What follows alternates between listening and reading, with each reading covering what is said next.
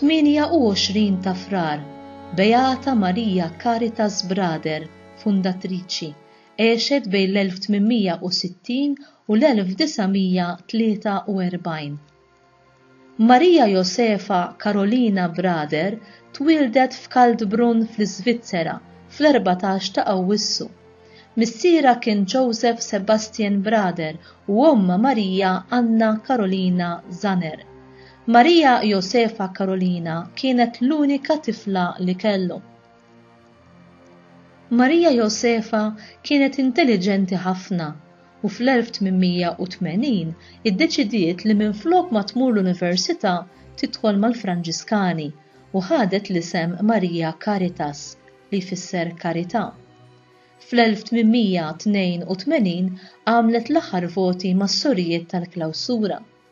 Fl-ewwel snin, permess speċjali, għalmet fl-iskola fejn kienet tmur bħala tifla u wara ftit laħqet kap ta' din l-iskola. Wara ftit il-Papa ta' il-fakultà li l-ordnijiet tas-sorijiet klawstrali jistgħu joħorġu jgħallmu. Ġara li ħafna isqfijiet fil-pajjiżi tal-missjoni talbuhom biex jiftħu l-iskejjel. L-isqof Pedro Schumacher tal-Ekwador talab lis-Superjura Marija Hilf biex tibgħat xi sorijiet. Is-Superjura stess, Madre Marija Bernarda Butler, li ġiet ibbeatifikata fid-29 ta' Ottubru tal-1995 flimkien ma' 5 sorijiet fosthom Suor Marija Caritas marru l-Ekwador. Għal 5 snin Suor Marija Caritas kienet għalliema u katekista fil-belt ta' Kon.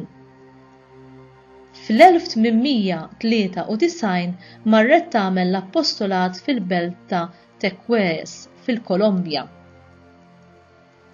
Bl-għajnuna ta' saċerdot Ġermaniż Fader Renaldo Herbrana waqfet kongregazzjoni tas-sorijiet Franġiskani ta' Marija Immakulata li tagħha saret l-ewwel superjura.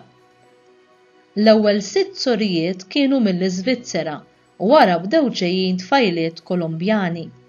Kienet l-ewwel superjura ġenerali tal-kongregazzjoni l-ġdida mill-1893 sal-1919 u wara mill-1928 sal-1940 reġgħet saret superjura ġenerali u matul dawn is-snin għamlet il-voti tad-djar fl-Amerika. Ta' 80 sena talbet li ma tibqax superjura. Fis-27 ta' frar tal-1943 mietet fil-belt ta' Pasto fil-Kolombja. Fis-sena 2003 il-Papa Giovanni Paolo II ibbeatifika.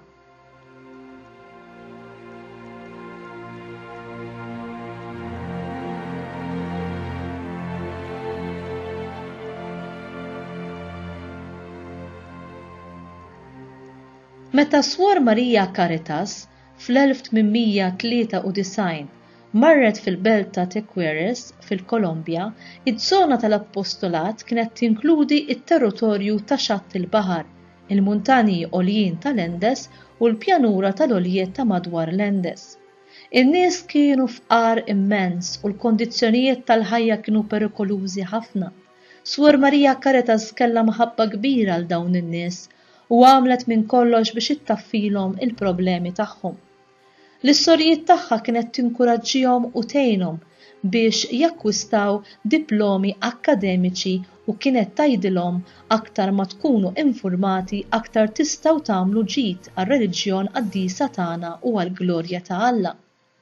Fuq kollox kienet tħabbrek biex jgħixu l-ispirtu Franġiskan u jgħożżu il-faqar biex ikunu jistgħu jgħinu lill-fqar u jkunu ta' eżempju għalihom. L-imħabba kbira tagħha lejn Ġesu fl-Ewkaristija waslitha biex titlob u tikseb permess għall-adorazzjoni perpetwa tas-sagrament divin fil-kunvent. Hija ħalliet dan l-aktar tesor prezzjuż u qaddis fil-kongregazzjoni tagħha flimkien ma' rispett kbir lejn is-saċerdoti. U inti, tfittex li tmur ħdejn Ġesu Ewkaristija għal xi ħin ta' adorazzjoni? Taf xi kappella tal-adorazzjoni qrib tiegħek? u forsi tkun miftuħa għal xi ħin li tkun tista' tmur fih inti? Jekk ma tagħmlux dan, min jaf li kieku tibda tagħmel dan?